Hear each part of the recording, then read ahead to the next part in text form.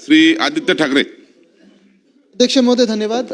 एक महत्त्वाच्या विषयावर ही अर्धा तासाची चर्चा इथे आपण करत आहोत, ती म्हणजे मुंबईतले उपकर प्राप्त इमारती, सेस बिल्डिंग, पगडी बिल्डिंग. काल पण हा विषय आणि सातत्याने आम्ही गेले अनेक वर्ष हा विषय मांडत आलेलो आहोत. मुंबईमध्ये जवळपास 14,800 ह्या सेस बिल्डिंग्ज आहेत आणि या सेस बिल्डिंगमध्ये लाखो मुंबईकर राहतात.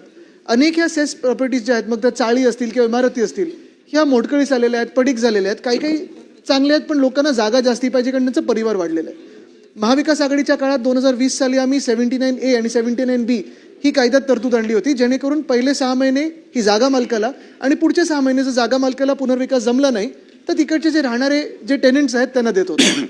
मध्यंतरीच्या काळात सगळं हे जेव्हा पूर्ण प्रक्रिया झाली, काही एक लॉबी गेली आहे कोर्टामध्ये आणि त्याच्यावर स्थगिती आलेली आहे.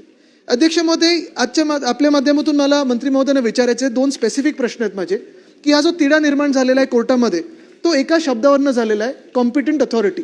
सक्षम प्राधिकरण कोण आहे? तर हे कॉम्पिटंट अथॉरिटी मुंबई महानगरपालिका आहे की म्हाडा आहे, हे आपल्या सरकारकडून स्पष्टीकरण जाणार का कोर्टामध्ये, जेणेकरून हा तिढा सुटू शकेल आणि जो पुनर्विकास आहे तो मार्गी लागू शकेल.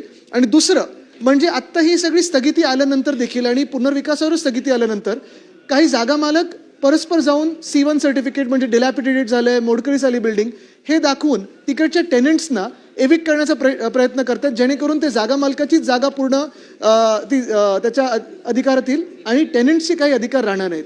तर त्या टेनंट्सना जिथे मोडकळीस नसेल आली संरक्षण हे सरकार देणार का? चला मंत्री महोदय.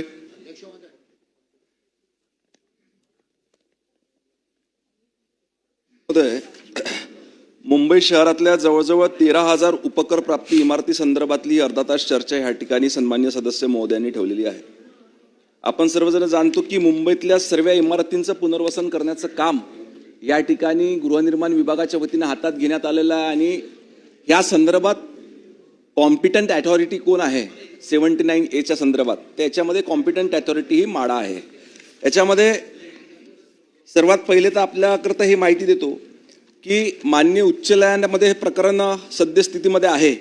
कलम 79 अंतर्गत जी नोटीस आली होती त्या उच्च न्यायालयाला त्यांनी 28 जुलै 2025 रोजी स्थगित दिली. मग म्हाडानी त्याला सर्वोच्च न्यायालयामध्ये आपण चॅलेंज केलं, त्याच्यावरती सुनावणी देखील झाली, परंतु अजून उत्तर माझं त्याला स्थगिती मात्र अजून उच्च न्यायालयातून आपल्याला प्राप्त झाली नाही आहे. आपल्या म्हाडाच्या वतीनं त्या ठिकाणी ॲडव्होकेट तुषार मेहता हे बाजू मांडत आहे आणि पुढील सुनावणी ही 25 जानेवारी 2026 रोजी त्या ठिकाणी होणार आहे. तर निश्चितपणे आपल्याला याच्यावर स्थगिती मिळेल अशी अपेक्षा आहे. बोला. नेमका एक विषय झालेला आहे की कॉम्पिटंट अथॉरिटी. मंत्रीमध्ये एकदम आपण योग्य उत्तर दिलं की म्हाडाच असायला पाहिजे कारण तो कायदाच आपण तसा केलेला. पण त्या जे शब्दांकन गेलेलं आहे कोर्टामध्ये, कारण आमची पण सखोल चर्चा ह्याच्यात म्हाडांच्या अधिकाऱ्यांबरोबर झाली आणि इतर अधिकाऱ्यांबरोबर झाली, तर तिथे आपल्याला स्पष्टीकरण देणं गरजेचं की सक्षम प्राधिकरण हे म्हाडाच आहे. आता काय झालं, ते कॉम्पिटंट अथॉरिटीवर तिथे सगळं अडकलेलं आहे आणि ते आपण बदलायला तयार नाही होत. ते का तयार नाही होत, कशामुळे तयार नाही होत ते मला माहीत नाही. तर ते आपण बदल तिथे करून घेणार का, जेणेकरून कोर्टाला पण आपण सांगू शकू की हे कॉम्पिटंट अथॉरिटी म्हणजे म्हाडाच आहे आणि ते पहिल्यापासून आमच्या कायद्यात तेच आमचा हेतू होता. आणि दुसरा जो प्रश्न होता माझा की टेनंट्सना आपण संरक्षण देणार का, जेणेकरून जागा मालक त्यांना जबरदस्ती काढू नाही शकणार. मंत्री महोदय. टेनंट्सला निश्चितपणे संरक्षण त्या ठिकाणी देण्यात येईल आणि कॉम्पिटंट अथॉरिटी ही म्हाडाचं आहे, कारण म्हाडाच्याच वतीनं आपण हे जे वकील उभे करण्यात आलेले आहे ॲडव्होकेट तुषार मेहता हे म्हाडाचीच बाजू त्या ठिकाणी मांडत आहे. जरी त्याच्यामध्ये जर का काही रेक्टिफिकेशन करायची गरज असल्यास निश्चितपणे ते करू.